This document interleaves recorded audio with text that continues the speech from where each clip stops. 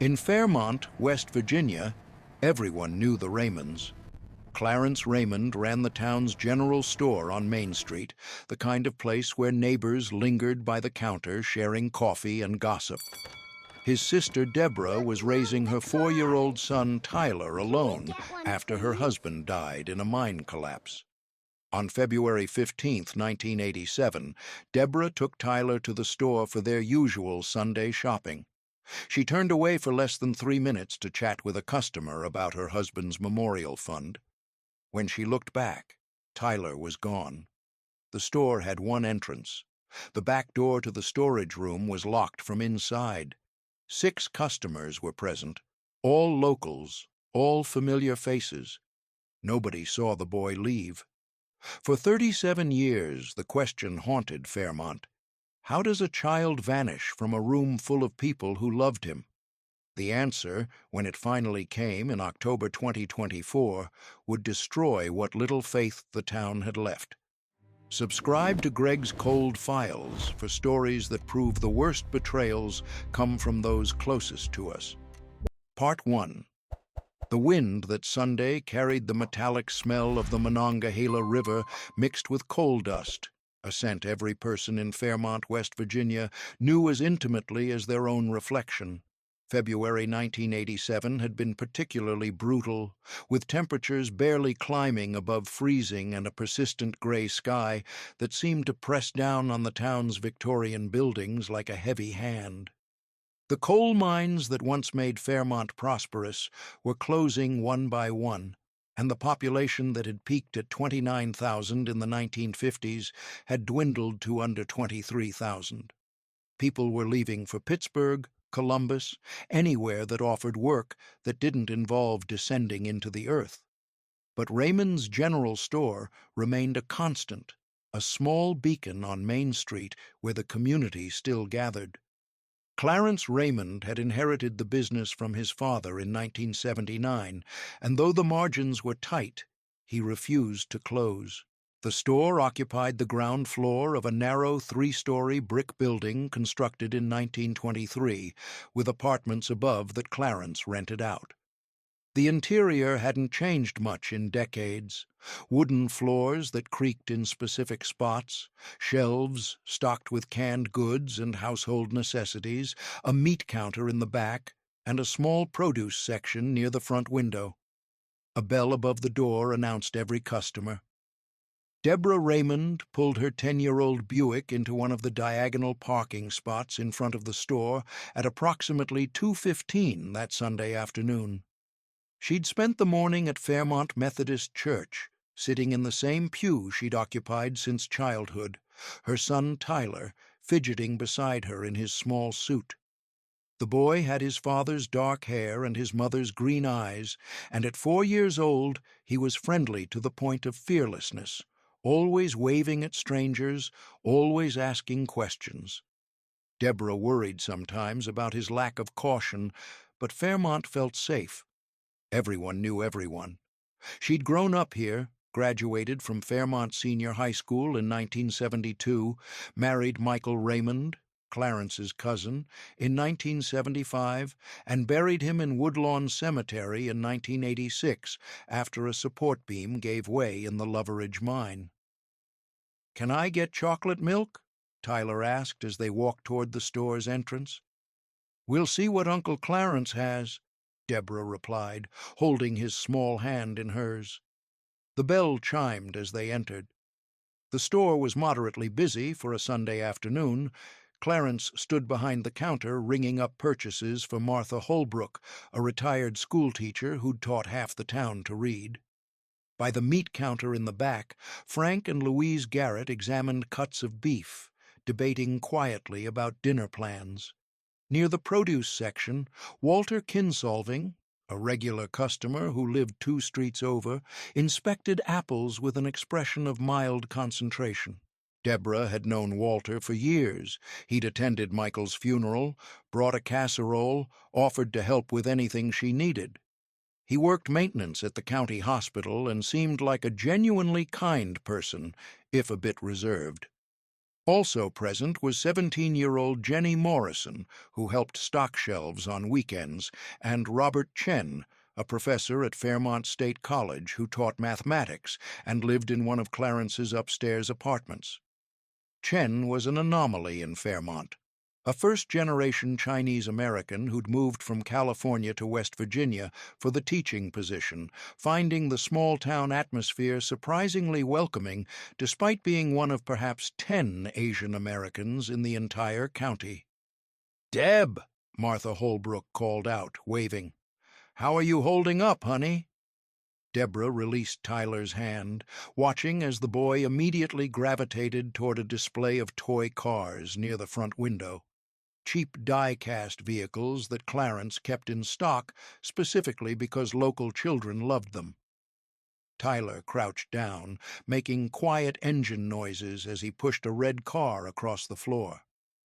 "Getting by," Deborah said, approaching the counter. Martha had finished paying and was gathering her bags. "Some days are harder than others." "I keep meaning to visit," Martha said, her weathered face creasing with concern. "Bring you some of my apple pie. Michael always loved it." "He did," Deborah agreed, feeling the familiar tightness in her chest that accompanied any mention of her late husband. Clarence caught his sister's eye and offered a subtle smile, an acknowledgment that he understood how difficult these conversations were. He was 5 years older than Deborah, protective in the way older siblings often are, and since Michael's death, he'd taken on an almost paternal role toward Tyler. The store's layout was simple. The entrance faced Main Street, with the large front window allowing natural light to illuminate the produce section. The counter where Clarence stood was positioned roughly in the middle of the store, creating a natural division between the front area and the back, where the meat counter and storage room were located.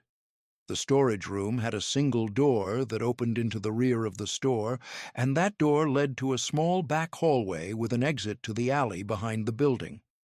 Clarence kept that back door locked during business hours. It was used only for deliveries, and he was paranoid about shoplifting. Deborah spent perhaps 2 minutes talking with Martha, discussing the memorial fund that had been established in Michael's name to help other mining families facing hardship. The conversation was interrupted by Louise Garrett asking about the price of round steak, and Martha excused herself to leave. The bell chimed as Martha exited. The bell chimed again as a new customer entered, David Sullivan, who worked at the post office and needed cigarettes. Clarence moved to help him, while Deborah walked toward the produce section to grab lettuce and tomatoes for the week.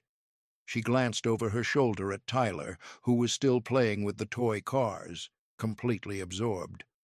"Tyler, don't wander off," she called. "Okay, Mommy," came the small voice. What happened in the next 3 to 4 minutes would be debated, analyzed, and agonized over for 37 years. Deborah selected vegetables, placed them in her basket, then moved toward the canned goods aisle. She was looking for tomato sauce, comparing prices between brands, a habit born of financial necessity. From her position in the aisle, she couldn't see the front of the store where Tyler had been playing. She assumed he was still there. Children got absorbed in play. Everyone in the store was familiar. There was no reason for concern. Frank and Louise Garrett finished their shopping and approached the counter to pay.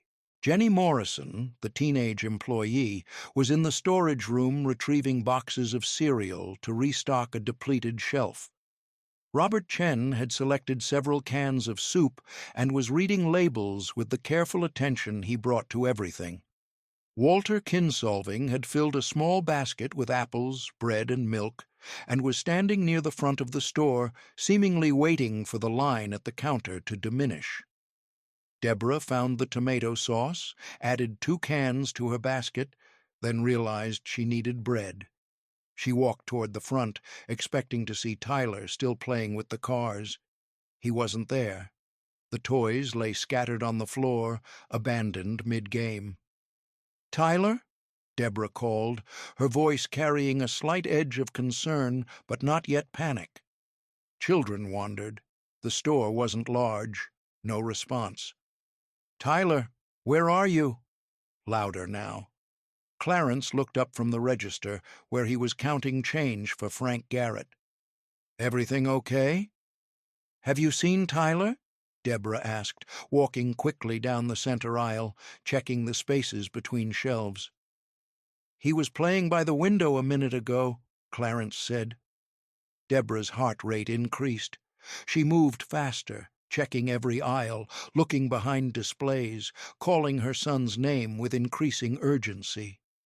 Jenny Morrison emerged from the storage room carrying a box. "Is something wrong?" Jenny asked.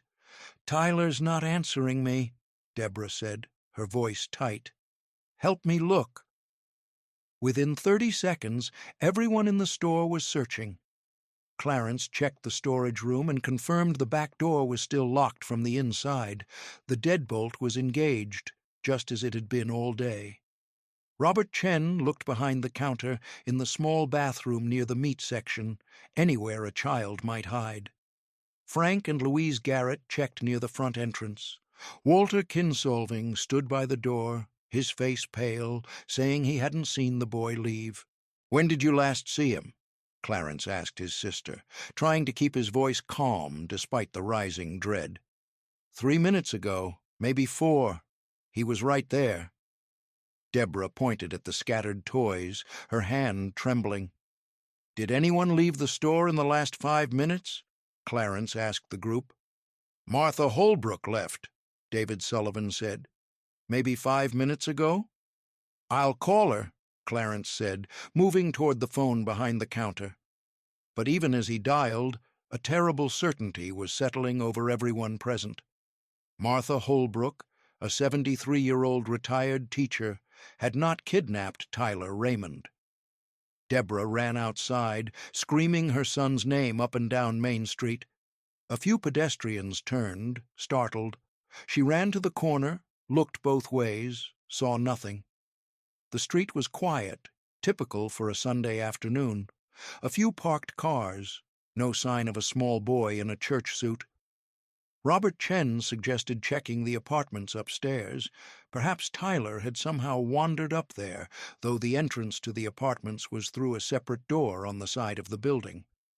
Clarence unlocked it anyway, and he and Robert searched every floor. Nothing. By 2:30, Clarence called the Fairmont Police Department. By 2:45, the first patrol car arrived. Within an hour, Main Street was transformed into a command center, police vehicles blocking traffic, officers going door to door, and a growing crowd of neighbors who'd heard what happened. Word spread through Fairmont with devastating speed. The churches had just let out, people were home from Sunday services, and the phone tree activated like wildfire.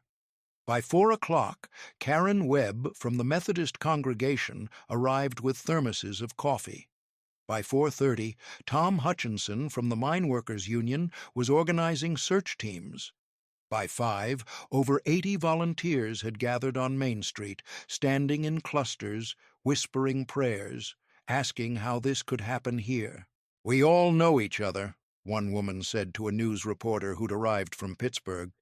"This isn't the kind of place where children disappear. We watch out for each other."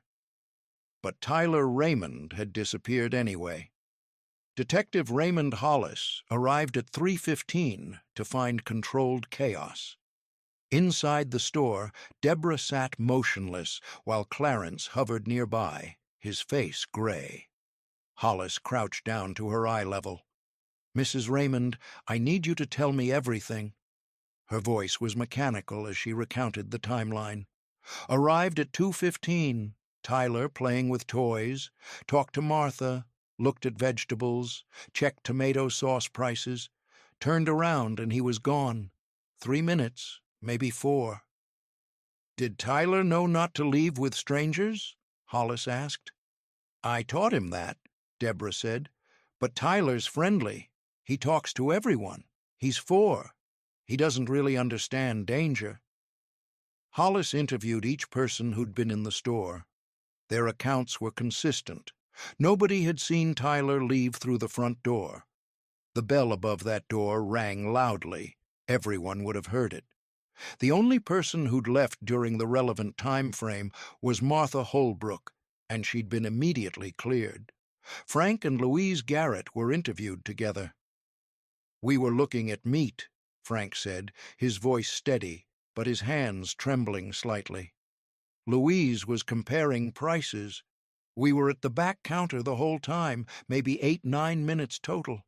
I remember hearing Deborah talking to someone up front, but I wasn't paying attention to the boy." "Did you see anyone acting suspiciously?"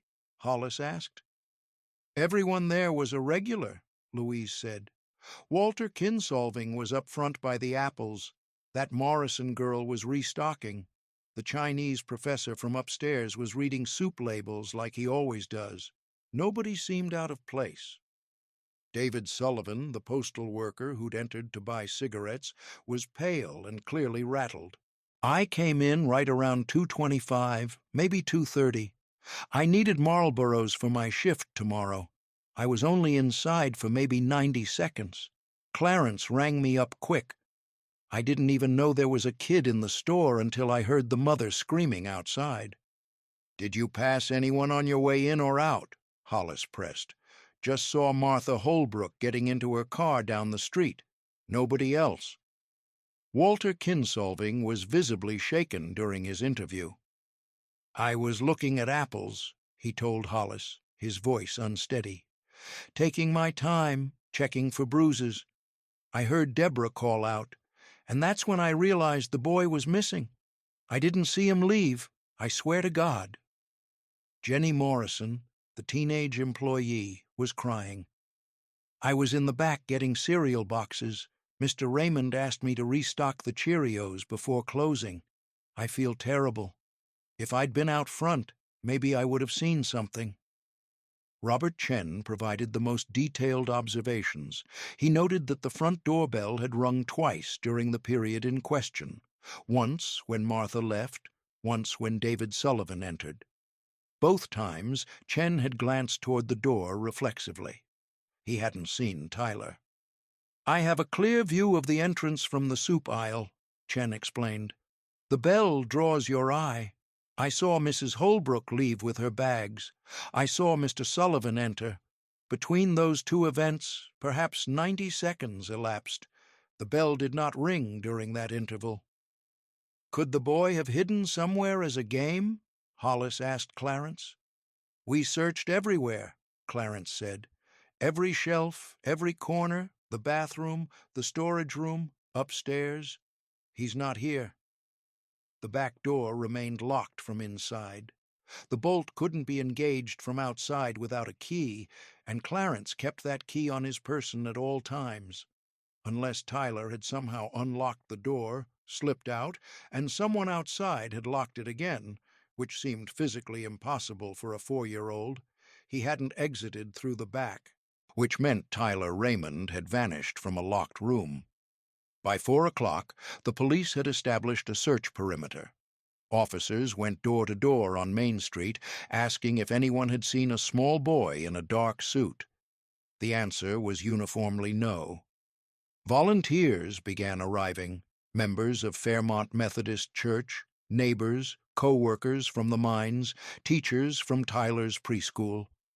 By evening, over 200 people were searching the streets, alleys, parks, and abandoned buildings of Fairmont. The local news stations picked up the story. By the 11 o'clock broadcast, Tyler Raymond's face was on every screen in northern West Virginia. Deborah had provided a recent photo. Tyler grinning at the camera, holding a toy truck, his dark hair slightly messy, his expression full of uncomplicated joy. The next morning, Monday, Fairmont woke to a nightmare. Schools were in session, but attendance was down 40% as parents kept children home. The local radio station, WMMN, interrupted regular programming every hour with updates. Businesses on Main Street closed early, so employees could join search parties. The Masonic Lodge opened its hall as a volunteer coordination center. The VFW provided meals for searchers. Every church in Marion County held emergency prayer services. "I've lived in this town 62 years," said Bill Patterson, a retired miner, speaking to a local reporter while helping search the woods near the Monongahela River. "I remember when you could leave your doors unlocked, when kids played outside until dark without anyone worrying. If someone can snatch a child from Raymond's store in the middle of the day, nowhere is safe anymore." The Fairmont Police Department set up a tip line. Calls flooded in immediately. Someone thought they saw a boy matching Tyler's description near the river. Officers responded within minutes, found nothing. Someone else reported a suspicious van in a parking lot 3 blocks from Main Street. Investigated, cleared. A woman in Morgantown called to say she'd seen a boy who looked like Tyler at a gas station. Officers drove 30 minutes to check. Wrong child. Each false lead felt like a fresh wound. At midnight, Detective Hollis sat in the police station reviewing his notes, trying to make sense of the impossible. 6 people in a small store, all with clear views of the entrance. A bell that announced every opening of the door. A back exit locked from inside. A 4-year-old boy who simply ceased to exist. The FBI was contacted. They agreed to send agents in the morning. By Monday, February 16th, the search had expanded to a 5-mile radius. The National Guard arrived with dogs. Helicopters equipped with thermal cameras flew over the area. The Monongahela River was dragged. Abandoned mine shafts, of which there were dozens in the surrounding area, were systematically checked. Nothing. The FBI's Behavioral Analysis Unit sent 2 agents, Special Agent Victoria Ross and Special Agent Mark Brennan. They established a command post in the Fairmont Police Department and began constructing a profile. "The most likely scenario," Ross explained to Detective Hollis, "is that someone took Tyler out through the front door during a moment when everyone's attention was elsewhere. It's possible the timing was opportunistic.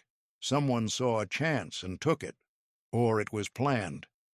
"But the bell," Hollis said.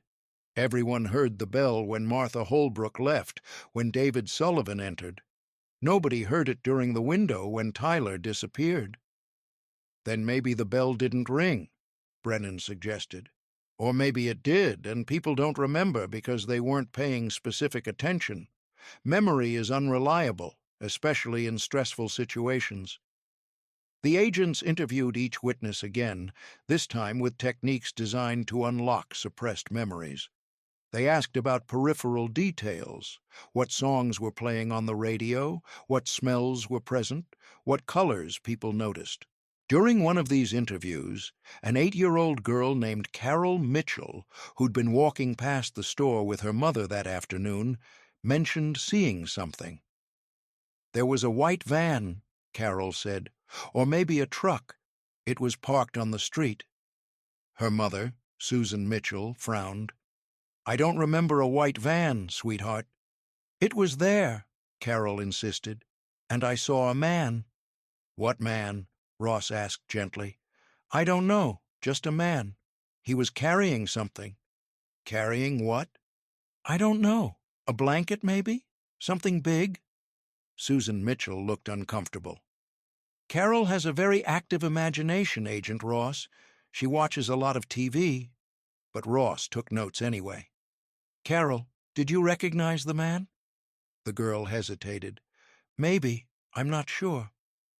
"It's okay if you're not sure. Can you describe him?" "He was tall, I think, and he had dark hair." "What was he wearing?" "I don't remember."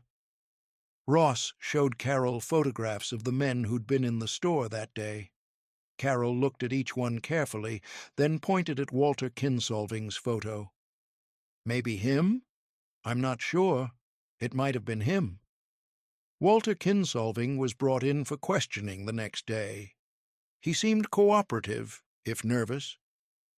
"I understand I was identified by a child," Walter said, "but I didn't leave the store until after the police arrived. I was inside the entire time. Tell me about your relationship with the Raymond family, Agent Brennan said. I've known them for years. Deborah and I went to high school together, though we weren't close. I knew her husband, Michael. We worked at the same mine for a while before I got out and found the hospital job. After Michael died, I brought Deborah a casserole, tried to be supportive. That's what neighbors do. Have you ever been alone with Tyler Raymond? Walter's face darkened. What are you suggesting? It's a standard question, Mr. Kinsolving. No, I've never been alone with the boy. I barely know him. I'd see him at the store sometimes, say hello. That's it. Where were you between 2 and 3 p.m. on Sunday? At the store, shopping. I told you this already. And after the police arrived, where did you go? Home. I live on Adams Street, about a 10-minute walk from the store. Does anyone live with you who can verify what time you arrived home? I live alone. Walter was given a polygraph test. He passed. His house was searched with his consent. Nothing suspicious was found. His vehicle, a 1982 Ford sedan, not a white van, was examined. No evidence of Tyler Raymond. The white van that Carol Mitchell mentioned became a focus of the investigation. Police canvassed the area, asking if anyone owned or had seen a white van. Multiple people reported seeing white vans at various times and places. White vans were common work vehicles. None of the leads went anywhere. By the end of February, the active search was scaling down. The reality was setting in. Tyler Raymond was gone, and whoever had taken him had left no trace. The months that followed were a special kind of torture for Deborah Raymond. She couldn't work. Her job at the county clerk's office granted her indefinite leave, but money was running out. Clarence helped financially, as did the church, but charity has its limits. She spent her days in a fog, sitting in Tyler's room, touching his toys, hoping for a phone call that never came. The FBI agents left in March. The case remained open, but without leads, there was little active investigation. Detective Hollis continued working it in his spare time, reviewing evidence, re-interviewing witnesses, but even he knew the trail had gone cold. Fairmont tried to return to normal, but the disappearance had changed something fundamental. Parents became paranoid. Children who'd once walked freely to school were now driven. Trust, the invisible glue that held small communities together, had fractured. Theories proliferated. Some believed a drifter had been passing through Fairmont and had taken Tyler on impulse. Others thought it was someone local, someone who'd been planning it, watching for the right moment. A few people whispered about Deborah herself. Maybe she'd snapped. Maybe Tyler's death had been an accident and she'd hidden the body. That theory was investigated and dismissed. Deborah had been in full view of multiple witnesses during the relevant time period. Walter Kinsolving, despite being cleared by the polygraph, became the subject of suspicion among certain townsfolk. The fact that an 8-year-old had tentatively identified him was enough for some to draw conclusions. Walter endured months of suspicious glances and whispered accusations before he finally sold his house in June 1987 and moved to Columbus, Ohio, where he had a brother. He told people he needed a fresh start. His departure fueled more speculation. Why would an innocent man leave? Because living under suspicion is unbearable, Detective Hollis said during a town hall meeting. Walter Kinsolving cooperated fully with the investigation. He passed a polygraph. His home and vehicle were searched. There is no evidence connecting him to Tyler's disappearance. But in the absence of answers, people create their own narratives. Years passed. The case appeared on unsolved mystery television shows. Age-progressed photos of Tyler were released, showing what he might look like at 10, 15, 20. None of the tips generated by these media appearances led anywhere. Deborah Raymond never fully recovered. She became a ghost in her own life. working her county clerk job mechanically, attending church out of habit rather than faith, marking each February 15th with a visit to Woodlawn Cemetery, where a small memorial stone had been placed next to Michael's grave. The stone read, "Tyler James Raymond, 1982-1987, forever in our hearts." Clarence kept the store running, but his heart wasn't in it anymore. He retired in 2003 and sold the building. It became a thrift shop, then an antique store, then sat empty for years. The bell above the door was removed at some point. No one remembered when. Detective Raymond Hollis retired in 2005. On his last day, he packed up the Tyler Raymond case files, labeled the boxes carefully, and placed them in the cold case archives in the basement of the Fairmont Police Department. He'd failed to solve it, and that failure haunted him until his death from a heart attack in 2011. By 2020, most people in Fairmont who remembered the disappearance firsthand were elderly or had moved away. The town's population had dropped below 18,000. The coal industry was functionally dead. Buildings stood empty on Main Street. Tyler Raymond's story became a local legend, the kind of thing older residents mentioned to newcomers as a cautionary tale. This used to be a safe place, but then that little boy vanished, and nothing was ever the same. It seemed likely that the truth had been buried forever, either in an unmarked grave or in the fading memories of whoever was responsible. But truth has a way of resurfacing, especially when someone refuses to let it rest. Part 2. Detective Roberta Chen joined the West Virginia State Police Cold Case Unit in January 2023, 36 years after her father witnessed a child vanish from a grocery store in Fairmont. She'd grown up hearing about Tyler Raymond, not frequently because Robert Chen wasn't the type to dwell on trauma, but enough that the case had lodged itself in her consciousness like a splinter that never quite healed.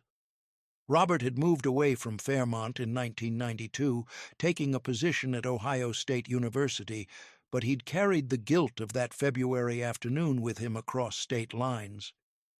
"I was standing right there," he'd told his daughter once when she was in high school and asking about his time in West Virginia. 10 feet from that little boy. I saw him playing with toy cars. I looked away to read a soup label, and when I looked back, he was gone. Sometimes I wonder if I'd been paying more attention, if I'd seen something." He hadn't finished the sentence. He hadn't needed to. Roberta became a police officer in part because of that story. She worked patrol in Columbus for 8 years, made detective in 2018, and when the cold case unit position opened up in Charleston, she applied specifically requesting assignment to northern West Virginia cases. Her supervisor understood why. "Your father was a witness," Captain Linda Morrison said during the interview. "That's not a conflict of interest, but I need to know you can be objective." "I can be objective," Roberta said, "but I won't pretend I'm not personally invested." She got the job. The Tyler Raymond case file arrived on her desk in February 2023, one of 47 unsolved disappearances dating back to the 1960s. The boxes were dusty, the paperwork yellowed, but everything was meticulously organized. Detective Hollis had been thorough. Roberta spent 3 weeks reading every interview transcript, every tip sheet, every dead-end lead. She called her father, now 71 and retired in Dayton. "I'm looking at the Raymond case," she said. There was a long pause on the line. "Are you sure that's wise?" "I have to try." "Roberta, dozens of investigators looked at that case. The FBI was involved. If there was something to find, then I'll confirm there's nothing to find. But I have to look." Robert sighed. "What do you need from me?" "Tell me again what you saw. Everything you remember." Her father's recollection matched his 1987 statement almost word for word, a testament to how deeply the memory had been seared into him. He described the layout of the store, the positions of people, the timing of the bell. He mentioned details that hadn't made it into the official report.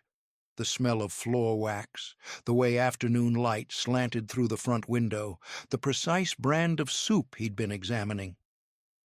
"There was one thing," Robert said, "that I've thought about over the years. The bell rang when Martha Holbrook left.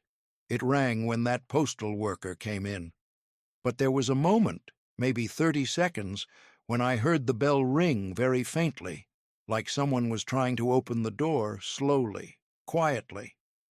"You didn't mention that in your statement," Roberta said. "I wasn't sure if I'd really heard it or if my mind was filling in gaps. When you're trying to reconstruct a traumatic event, memory gets unreliable. I didn't want to send investigators chasing a phantom." "When did you hear this quiet bell?"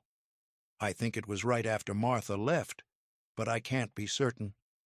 Roberta made a note. A quiet bell suggested someone trying to exit without drawing attention. But who? All the customers had been accounted for, unless one of them had left, taken Tyler, and returned before anyone noticed. She pulled the interview transcripts and cross-referenced timelines. Martha Holbrook had left at approximately 2:22 p.m. David Sullivan had entered at approximately 2:28 p.m. That created a 6-minute window. During that window, Deborah Raymond was selecting vegetables, then checking tomato sauce prices. Frank and Louise Garrett were at the meat counter. Jenny Morrison was in the storage room. Robert Chen was in the soup aisle. Walter Kinsolving was examining apples near the front. Walter Kinsolving. Roberta pulled his file. Polygraph passed. House searched. Nothing found. Vehicle searched. Nothing found. He'd cooperated fully, then moved to Columbus in June 1987 after months of community suspicion. She ran his name through current databases. Walter Kinsolving, now 71 years old, living in a retirement community in Worthington, Ohio. No criminal record. Widowed in 2019. One son, living in California. She ran his financial records from 1987, and that's when she found it.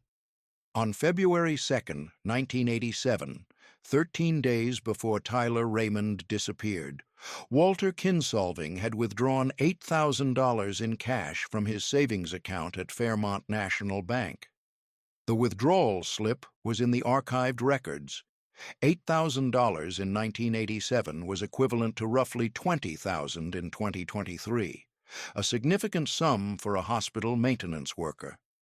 On March 14, 1987, less than a month after Tyler's disappearance, Walter Kinsolving had sold his house on Adams Street for $42,000, well below the assessed value of $58,000.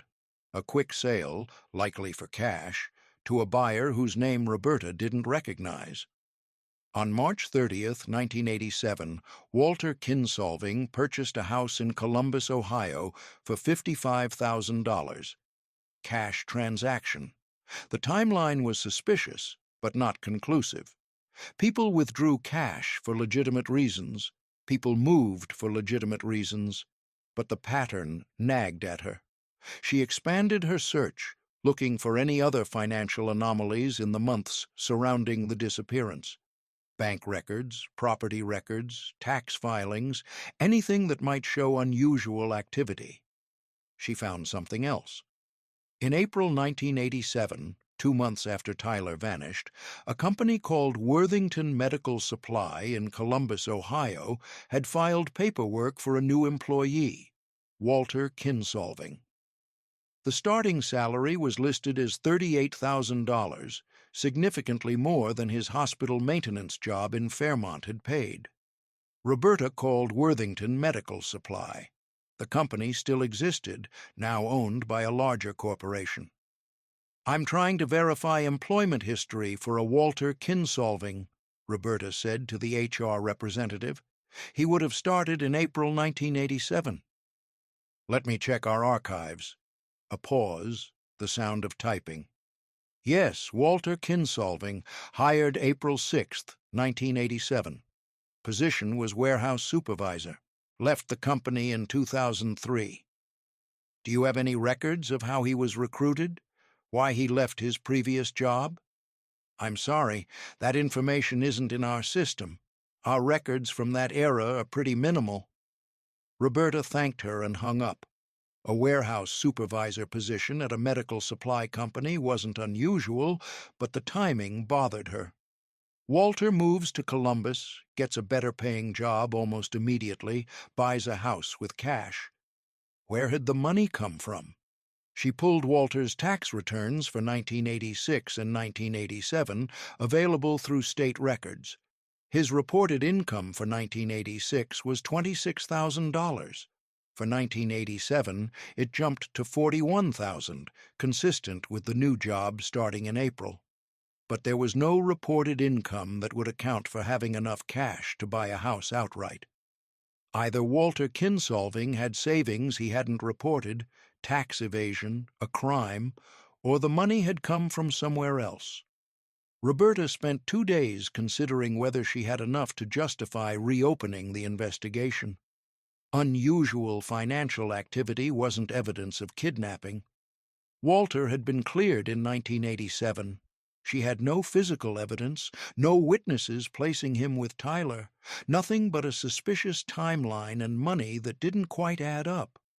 But she also had something the 1987 investigators hadn't: modern investigative techniques and 36 years of distance. She decided to find Carol Mitchell.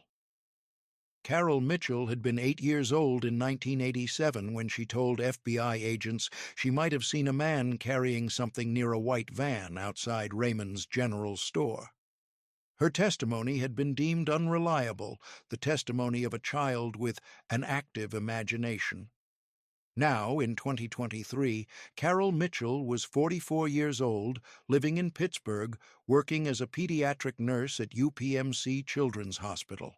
Roberta found her through social media and sent a carefully worded message explaining that she was investigating cold cases and would like to speak about something Carol had witnessed as a child. Carol responded within hours. "I've thought about that day for 36 years. Yes, I'll talk to you." They met at a coffee shop in Pittsburgh's Shadyside neighborhood on a gray morning in March. Carol was petite, with dark hair cut short and tired eyes that suggested too many overnight shifts. She ordered black coffee and got straight to the point. "You want to know what I really saw?" Carol said.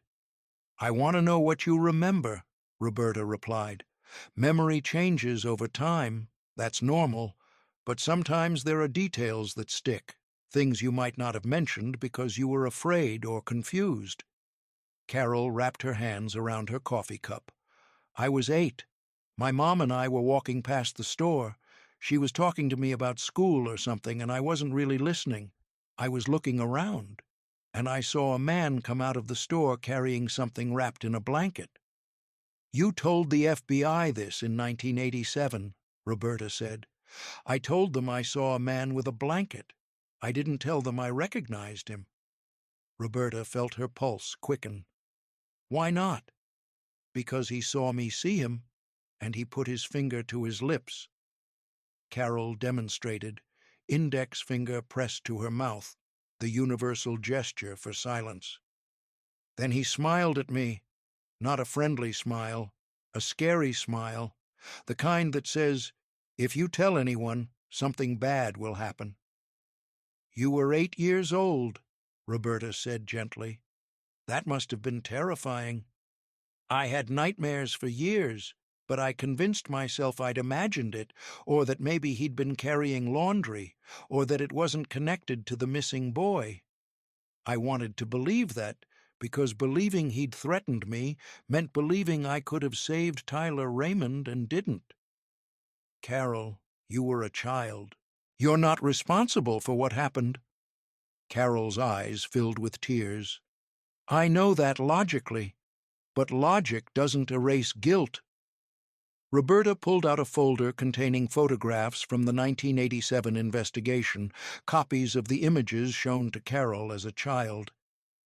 You identified Walter Kinsolving tentatively. You said, maybe him. Do you remember why you weren't certain? I was certain, Carol said quietly. I pointed to his picture because it was him.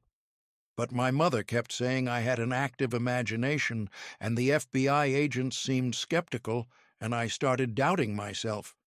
8-year-olds are easy to intimidate, especially when adults tell you you're wrong. Are you certain now? Carol looked at Walter Kinsolving's 1987 photograph, a man in his mid-30s with dark hair, an ordinary face, the kind of person you'd pass on the street without a second glance. That's him. I saw him carry something wrapped in a blanket from the store to a white van. He threatened me to stay quiet, and I did because I was 8 and scared. Roberta made extensive notes. Did you see where the van went? It drove away down Main Street. I don't know where it went after that. What kind of van was it? White, panel van style, no windows on the sides. There might have been writing on it, but I don't remember what it said. Did Walter Kinsolving own a white van in 1987? The police said he owned a Ford sedan. They searched it. Roberta nodded. The 1987 investigators had searched Walter's personal vehicle. But what if he'd had access to another vehicle, a work vehicle, perhaps? She pulled the employment records for Walter Kinsolving from 1987. He'd worked at Marion County General Hospital in Fairmont as a maintenance supervisor. She called the hospital's current administration office. I'm trying to verify what vehicles your maintenance department used in 1987, Roberta said. That's very specific, the administrator replied. I'm not sure we have records going back that far. This is for a police investigation. Anything you can find would be helpful. 2 days later, Roberta received an email with scanned documents from the hospital's archived fleet logs. In 1987, the maintenance department had operated 3 vehicles, 2 pickup trucks and one 1983 Ford Econoline van, white, used for transporting equipment and supplies. Walter Kinsolving, as maintenance supervisor, had regular access to that van. The van had been sold at auction in August 1987, 6 months after Tyler's disappearance. The buyer was a contractor in Morgantown. Roberta tracked down the contractor, now retired, living in Florida. That van? The contractor said over the phone. I used it for maybe 2 years, then sold it for scrap. It was falling apart. Do you remember anything unusual about it when you bought it? Like what? Any damage? Any signs it had been cleaned extensively? Anything that stood out? It was an old work van. It was dirty, beat up, smelled like motor oil. Nothing unusual. The van itself was long gone, dissolved into scrap metal decades ago. But Roberta now had a theory that fit the facts. Walter Kinsolving had access to a white van. Carol Mitchell, a credible adult witness revisiting childhood testimony, placed him at the scene carrying something wrapped in a blanket. His financial records showed suspicious activity, large cash withdrawal before the disappearance, quick sale of his house afterward, cash purchase of a new home in another state. But theory wasn't evidence. She needed more. Roberta returned to the 1987 case file, this time focusing on the physical layout of Raymond's general store. The crime scene photographs showed the front entrance, the interior aisles, the back storage room. She studied them for hours, trying to understand the impossible. How does someone remove a 4-year-old child from a store without anyone noticing? The front door had a bell. Everyone agreed they would have heard it ring. But Robert Chen had mentioned hearing a faint ring, as if someone opened the door slowly. If Walter had taken Tyler through the front door during the narrow window when Deborah was distracted and the other customers weren't watching the entrance directly, he could have moved quickly to the van parked outside. But why would Tyler go with him willingly? She reread the witness statements. Walter Kinsolving was described as a family friend. He'd attended Michael Raymond's funeral. He'd brought Deborah a casserole.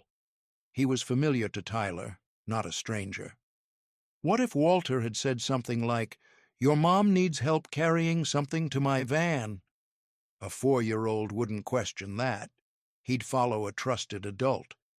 The timeline was tight, perhaps 90 seconds to exit the store, cross to the van, place Tyler inside, and return. But it was possible, especially if the van was parked close to the entrance. Roberta checked the crime scene photos again. One showed the exterior of the store and the adjacent parking spaces.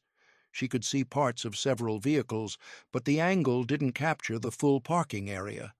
She needed to know where Walter's van had been parked that day. She went back through the interview transcripts, looking for any mention of vehicle positions. Nothing specific. The investigators in 1987 had focused on who was inside the store, not what was parked outside. But Carol Mitchell had seen the van. Roberta called her. "The white van you saw, where was it parked relative to the store entrance?" Carol thought for a moment. "Close, right out front, maybe 2 or 3 parking spaces from the door." "Do you remember any other vehicles nearby?" "There was a blue car, I think, and maybe a truck. It was a long time ago." Roberta thanked her and hung up. A van parked close to the entrance made the theory more plausible. Walter could have exited the store with Tyler, placed him in the van, possibly unconscious or subdued with a hand over his mouth, and returned within 90 seconds. But that raised another question. What happened to Tyler after that? If Walter had killed the boy immediately, where was the body? Cadaver dogs had searched the area extensively. If Walter had hidden the body elsewhere, where? His house had been searched. His personal vehicle had been searched.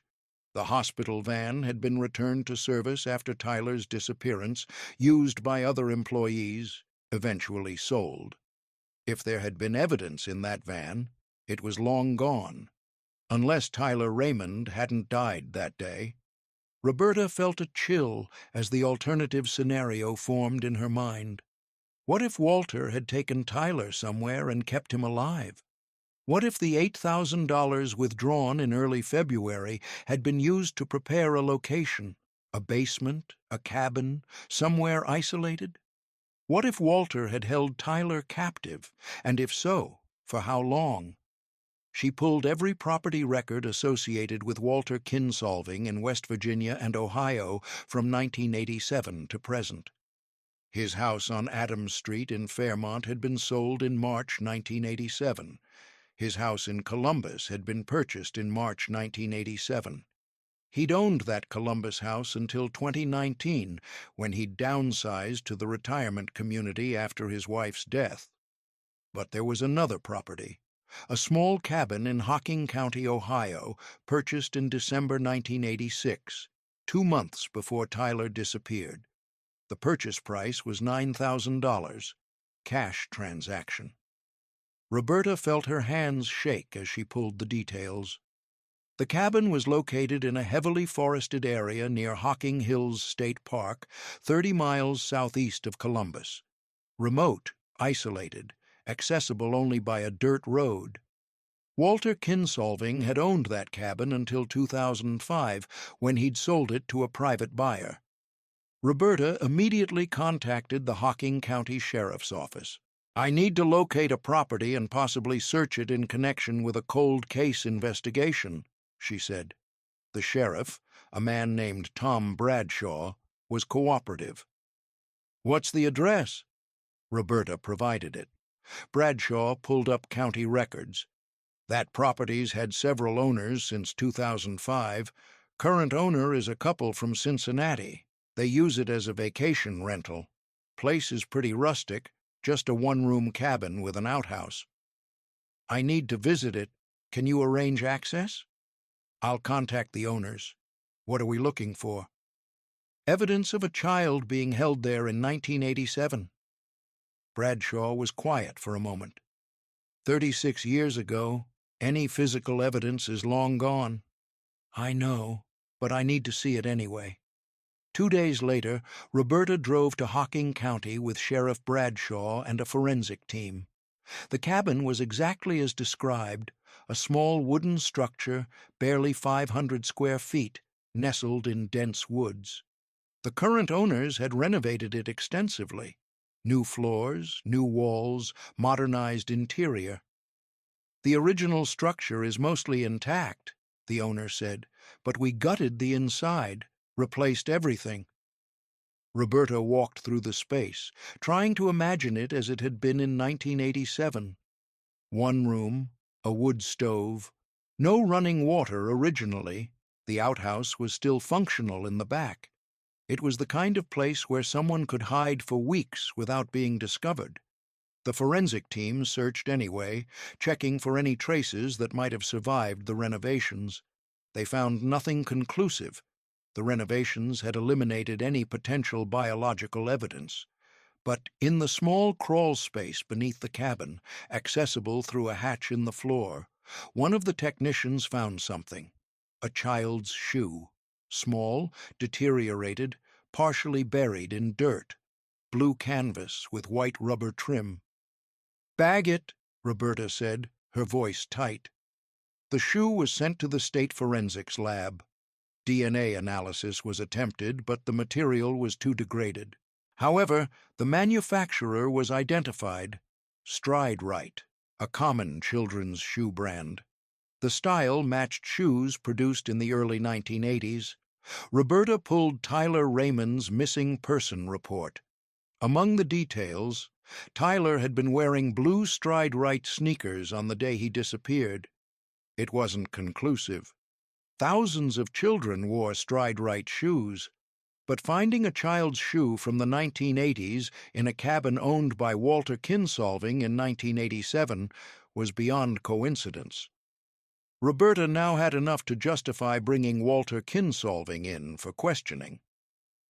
On October 12, 2024, 2 officers from the Worthington, Ohio Police Department arrived at the Sunrise Retirement Community and asked to speak with Walter Kinsolving. He was in the common room playing checkers with another resident when they approached. "Mr. Kinsolving, we need you to come with us to answer some questions about an old case," one officer said. Walter looked up, his face pale. "What case?" "We can discuss it at the station." Walter didn't resist. He stood slowly. He was 71 now, his dark hair long since turned gray, his body thickened with age, and followed the officers to their vehicle. At the Worthington Police Department, Roberta Chen was waiting. "Mr. Kinsolving, my name is Detective Roberta Chen. I'm investigating the disappearance of Tyler Raymond in Fairmont, West Virginia in 1987. You were interviewed as a witness at that time." "I remember," Walter said quietly. "I told them everything I knew." "I have some new questions," Roberta said, "and I need to advise you that you have the right to an attorney." Walter declined the attorney. "I have nothing to hide." "Let's start with your finances in early 1987. On February 2nd, you withdrew $8,000 cash from your savings account. What was that money for?" Walter hesitated. "I don't remember. That was almost 40 years ago." "You withdrew $8,000 and you don't remember why?" "Maybe I was buying something. A car, maybe." "You already owned a car. And according to records, you didn't purchase another vehicle until you moved to Columbus in March." Walter was silent. "You also sold your house in Fairmont well below market value. Why the rush?" "I wanted a fresh start. People in Fairmont suspected me of taking that boy. I couldn't live under that cloud." "Understandable," Roberta said, "except you'd already been cleared by the police. You passed a polygraph." "Polygraphs don't change how people treat you." Roberta placed a photograph on the table, the deteriorated shoe found in the cabin. "Do you recognize this?" Walter looked at it, his expression unreadable. "Should I?" It was found in a cabin in Hocking County, Ohio, a cabin you purchased in December 1986, 2 months before Tyler Raymond disappeared. Walter's hands, resting on the table, began to tremble slightly. "Mr. Kinsolving, I have a witness who saw you leave Raymond's General Store on February 15th, 1987, carrying something wrapped in a blanket. The witness was a child at the time and was frightened into silence, but she's an adult now and willing to testify. I have financial records showing suspicious transactions around the time of the disappearance. I have evidence you owned a remote cabin where a child's shoe from the 1980s was found. And I have access to a white van, the hospital maintenance van you had keys to, that matches the description of the vehicle the witness saw." Walter was breathing heavily now. "This is your opportunity to tell the truth," Roberta said. "What happened to Tyler Raymond?" The silence stretched for nearly a minute. Then Walter Kinsolving closed his eyes. "I didn't mean to hurt him," he whispered. Walter Kinsolving's confession took 3 hours to complete. Roberta recorded every word. It had started, Walter explained, with his own unbearable grief. In November 1986, his wife Linda had suffered a late-term miscarriage, their third. The doctors said she couldn't have children. Walter had wanted to be a father desperately. The loss destroyed something inside him. "I started thinking about Tyler," Walter said, his voice hollow. "He looked like what I imagined my son would look like, dark hair, green eyes, and Deborah was struggling as a single mother. I convinced myself, that I could give Tyler a better life, that I could be the father he needed." The plan had formed slowly. Walter purchased the cabin in Hocking County in December, paying cash from savings. He prepared it, bought a cot, stocked it with food, created a space where a child could live. He withdrew $8,000 in February to ensure he had enough to disappear if necessary. On February 15th, he went to Raymond's General Store, knowing Deborah and Tyler would be there. Sunday afternoon shopping was their routine. He waited until the perfect moment. Deborah distracted, other customers not watching the front, Tyler playing alone. "I crouched down next to him," Walter said. "I told him his mom needed help getting something from my van. He trusted me. He took my hand." Walter had opened the front door slowly, minimizing the bell sound, and walked Tyler to the hospital van parked directly outside. He'd placed the boy in the back, covered him with a blanket, and returned to the store within 90 seconds.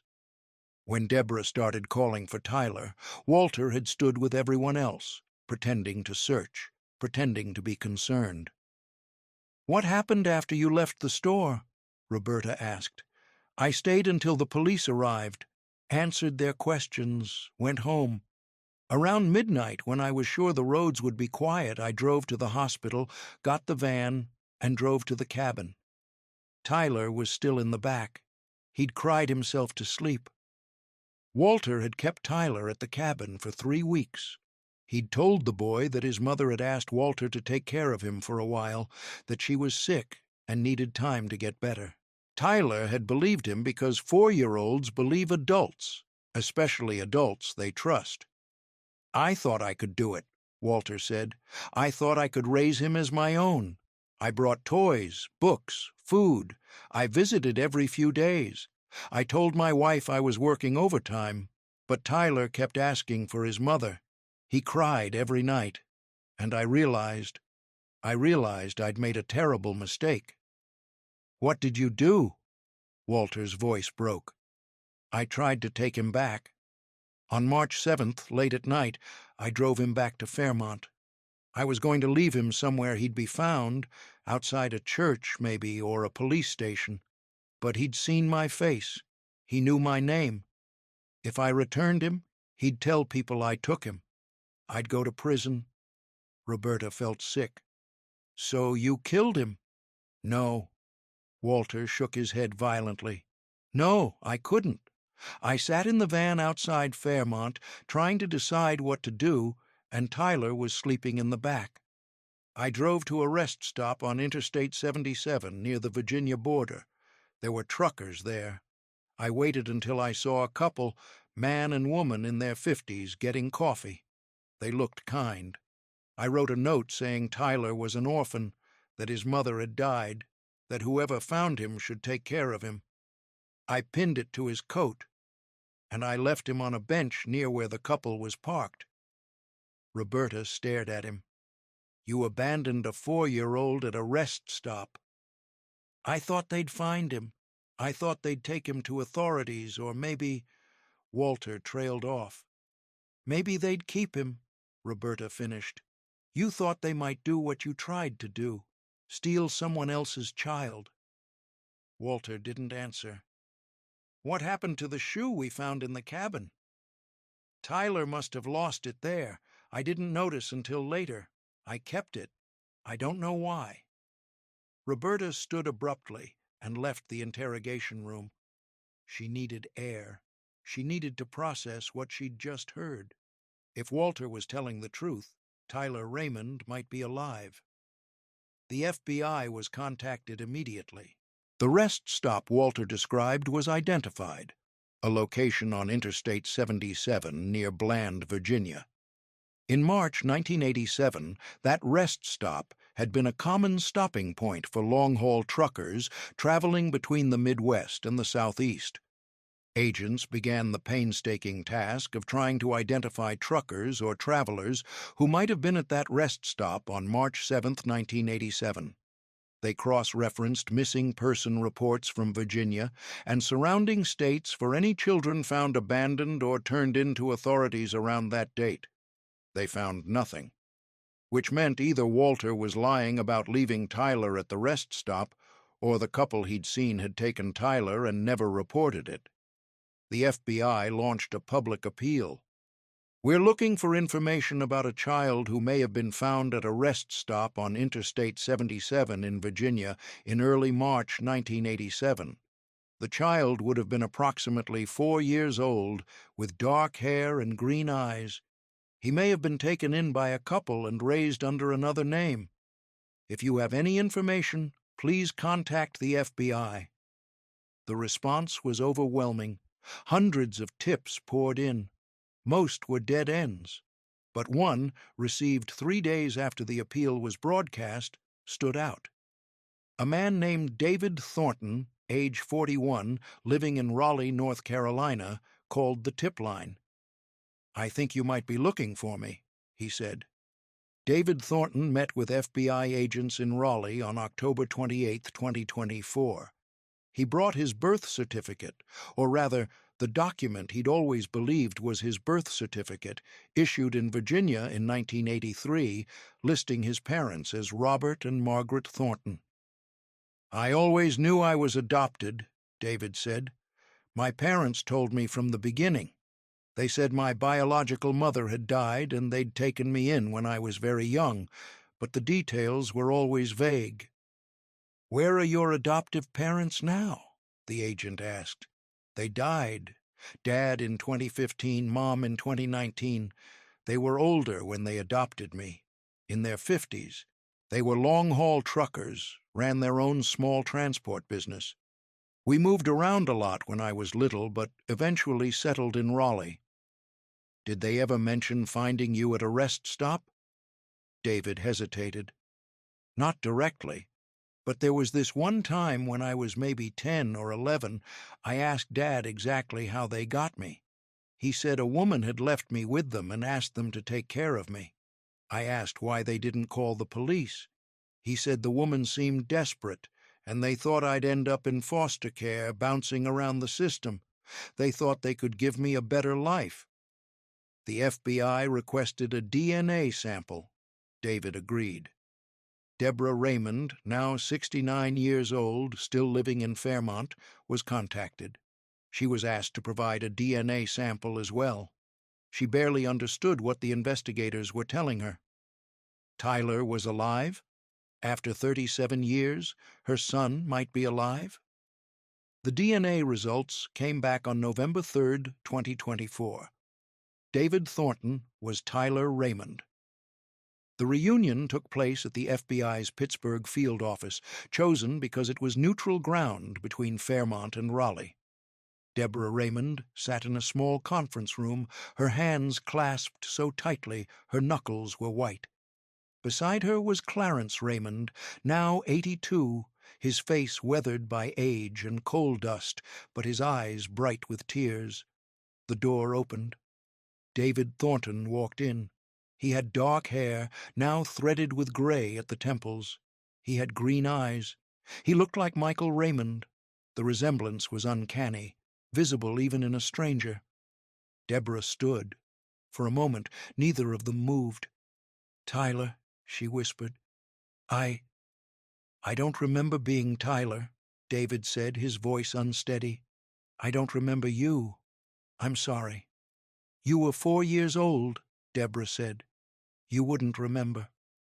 She crossed the room and hesitantly touched his face. He didn't pull away. "You have your father's eyes," she said, and then she was crying, and David, Tyler, was holding her awkwardly. This woman who was a stranger, but also his mother, and the grief and relief and confusion were so overwhelming that words became impossible. Clarence stood in the corner, weeping silently, watching his sister hold the nephew he'd thought was gone forever. Walter Kinsolving was charged with kidnapping, child endangerment, and multiple related offenses. Because Tyler had been found alive, murder charges weren't applicable, but the prosecution sought the maximum sentence under West Virginia law. The trial took place in Marion County in March 2025. Walter's defense attorney argued that his client had acted out of mental anguish following the loss of his own children and had never intended to harm Tyler. The prosecution argued that Walter had deliberately targeted a vulnerable child, stolen him from his family, and caused 37 years of unimaginable pain. Carol Mitchell testified about seeing Walter leave the store with something wrapped in a blanket, about his threatening gesture, about the fear that had kept her silent for decades. Deborah Raymond testified about the moment she realized Tyler was gone, about the years of not knowing, about the torture of wondering if her son was alive or dead. David Thornton testified about his life as someone else's child, about learning his entire identity had been built on a lie, about the strange grief of losing parents who'd loved him, but who'd also been complicit in his theft. The jury deliberated for 4 hours. Walter Kinsolving was found guilty on all counts. He was sentenced to 30 years in prison, effectively a life sentence for a 71-year-old man. At sentencing, the judge addressed him directly. "You stole not only a child, but decades of a mother's life. You stole Tyler Raymond's identity, his history, his family. You caused immeasurable suffering. The fact that Tyler survived does not diminish the severity of your crime." Walter, who'd been stoic through most of the trial, wept. David Thornton, he chose to keep the name since Tyler Raymond felt like a stranger, struggled to integrate his two identities. He met with therapists, tried to reconcile the happy childhood he remembered with the knowledge that it was built on kidnapping. He visited Fairmont several times, walked through the town where he'd been born, stood outside the building that used to house Raymond's general store. His relationship with Deborah was complicated. She was his biological mother, but they'd missed 37 years. She wanted to know everything about his life, his childhood, his education, his career as a software engineer, his marriage, his 2 daughters. He tried to share, but it felt strange to talk about the people who'd raised him when those same people had taken him from her. "They were good parents," David told Deborah during one visit. "They loved me. I can't hate them for that, even though what they did was wrong." "I understand," Deborah said, though her voice was tight. "I'm just grateful you're alive. I'm grateful I got to meet you, even if it's 37 years late." Clarence Raymond lived long enough to see the resolution of the case that had haunted him. He died in August 2025 at age 83 from complications of black lung disease, the same condition that had killed his father and so many other men in Fairmont. At his funeral, David, Tyler, gave part of the eulogy, talking about an uncle he barely knew but who'd never stopped caring. Carol Mitchell, the woman whose childhood testimony had eventually broken the case, visited Fairmont for the first time since 1987. She stood outside the building where Raymond's general store had been and cried. Roberta Chen, who'd made the trip from Charleston to meet her, put an arm around her shoulders. "You saved him," Roberta said. "You were 8 years old and terrified, but you remembered. And when you finally felt safe enough to speak, you saved Tyler Raymond's life." "It took me 36 years, Carol said. "That doesn't matter. You did it." Fairmont, West Virginia, population now under 16,000, tried to make sense of the story. The disappearance had been a wound that never healed, a rupture in the community's sense of safety. The resolution didn't fix that. Nothing could. But it provided something the town had lacked for nearly 4 decades: the truth. A small memorial was placed on Main Street, near where Raymond's general store had once stood. It read, "In memory of Tyler Raymond, taken February 15, 1987, found alive November 2024. May we never forget that children are precious, and protecting them is our shared responsibility." The case became national news. Deborah Raymond gave one interview to a local West Virginia station and then refused all other media requests. "I just want to spend time with my son," she said, "however much time we have left." She was 69, David was 42. If they were lucky, they'd have another 20 years. It wasn't enough. It would never be enough to replace what Walter Kinsolving had stolen. But it was something. And sometimes, after decades in the dark, something is everything.